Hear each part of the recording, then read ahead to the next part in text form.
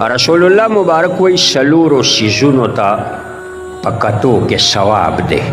سلورو تا پا آغا سلورو کې د ټولو نه لومبی بیت الله شریف دی، خانه کعبه چې ورته وایي، دا توره کوټه 120 رحمتونه د الله پاک راوریږي. 120 رحمتونه په دغه حرم باندې د پاسه.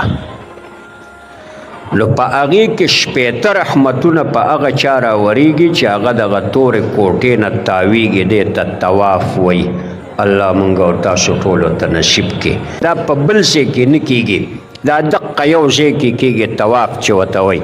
د دې وجې نه علما وایي چې د حرم شریف د ټولو نه ښه عبادت دا طواف دی. په کار ده چې سړی هلته لاړ شي چې څومره زیات طوافونه کولی شي نو چې دی وکړی شي. دا ډېر ناشنا عبادت دی.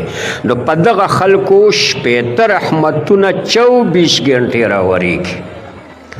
او دویم قرآن ته په کتو کې را زما مخې ته قرآن پروت دی، دی بچی په یادو تلاوت وکړه او یو بچی قرآن ته ګوري او تلاوت کوي.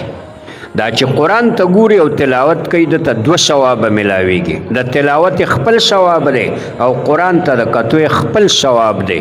د قرآن مجید ته کتل دا د خدای خبرو ته کتل دي، دا ځان له مستقل عبادت دی. او دریم د عالم مخ ته کتل دا هم ثواب دی. یو سړی خپل استاذ خپل عالم د قرآن ته وګوري په مینه باندې، چیرې دا د الله د کتاب ماهر دی، ډاکټر دی، ډېر لوی ثواب دی په دې کې. او څلورم نمبر مور او پلار مخ ته په کتو کې ثواب دی. څومره ثواب دی؟ رسول الله مبارک وی د یو حج او د یو عمرې امر ثواب دی. نن به کوئ که نه انشاءالله؟ تاسو ته طریقه خیم که خیرې چې کور ته لاړ شئ. نن ستاسو چوټي م وختي ده او د جمعې ورځ ده، نو په مور به سلام واچوئ، مور له به لاس ښکل کوي.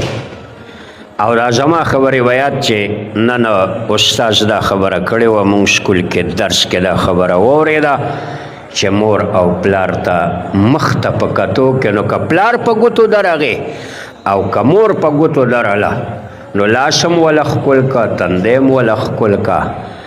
او د حج او د عمرې امر ثواب. نن به تاسو یو حج وکئ یو به عمره وکئ، دا تاسو ته په بل عبادت. د دې نه لویه خبره د مور او پلار نه بله لوی نعمت اندازه دا ده چې نشته.